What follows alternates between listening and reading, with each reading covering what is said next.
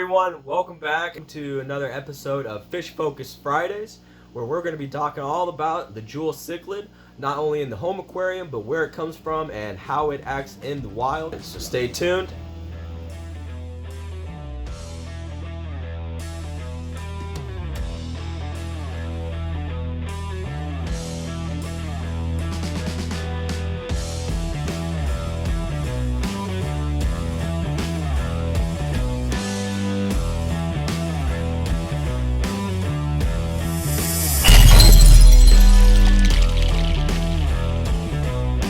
Okay, so a little bit about the jewel cichlid.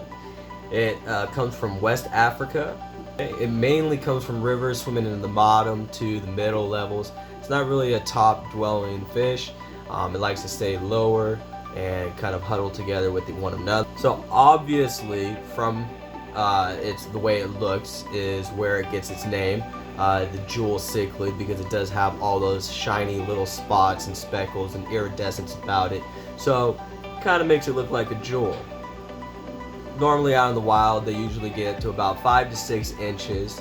Not so big in home aquariums. Usually fish in home aquariums don't get as large as they will out in the wild, just due to the tank size, and it kind of stunts their growth a little bit to a certain extent. If you do have the space to house these fish in a giant aquarium or even a pond type of deal, although these guys would probably have to be in an indoor due to the fact that they like a little warmer waters, and most areas gets to be a little cold during the night, not only during the summer but during the winter as well.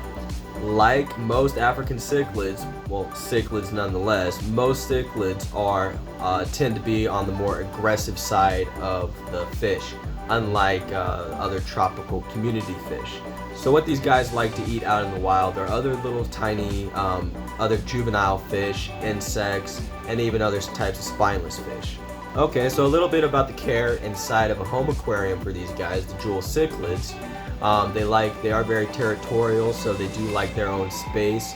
They do like little caves and nooks and crannies and little things to hide in and kind of keep to their own. So most cichlids, well, a lot of cichlids that I've dealt with, like to dig. So they do like a little sand and substrate in the bottom that they can kind of dig and play with and mess around with, and makes our job as aquarists that much more. So also in the home aquarium, these guys like to be kept at a temperature any range from 72 to about 82 degrees. They like it on the warmer side. So again, like most cichlids, these fish, these jewel cichlids, are not good if you're having to plant a tank, because they do like to dig and stir those up and uproot all your plants. So it's kind of suggested not to do that. So like I said, these guys are omnivorous,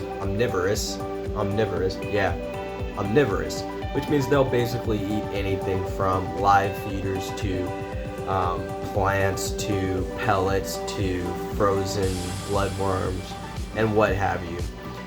Depending on what they were born and raised on and kind of grew up on is what they tend to like to stick with. But it's always possible to get your fish off of a certain type of food onto another.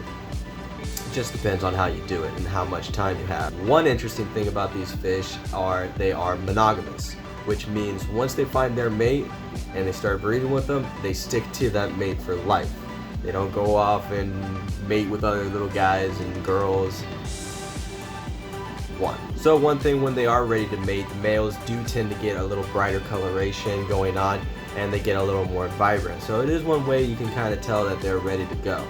So the female can lay up to 500 eggs in a single go, usually on a clean, flat surface that they tend to prepare beforehand. So generally, the fry usually pop up in about 2 to 3 days, depending on all your water parameters and how the tank is running itself. As fry, the parents usually do tend to take care of them and watch over their fry until they're about swimming around, which is about 3 days down the line.